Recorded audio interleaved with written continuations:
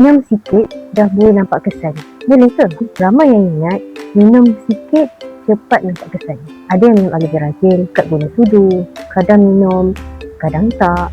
Lepas tu tertanya, kenapa tak nampak kesan? Kita bayangkan, terus kita ni panjang, dalam 7 hingga 9 meter. Sangat panjang.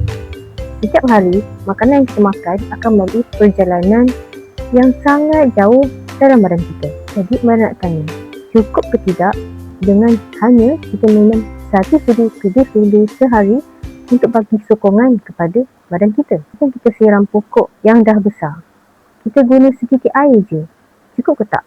Pokok tu hidup tapi mungkin tak cukup untuk subuh.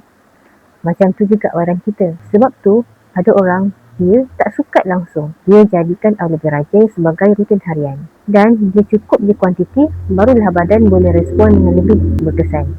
Kalau korang minum tapi tak nampak kesan, jangan cepat salahkan produk. Cuba cek balik, cukup ke tak kuantiti yang diberi pada badan. Ingat, aloe vera gel bukan ubat, jadi minum lebih sikit pun tak mengapa. Aloe vera gel ialah sokongan untuk bantu badan kerja dengan lebih aktif. Kalau bagi sikit-sikit, hasil pun mungkin sikit ataupun tak nampak langsung.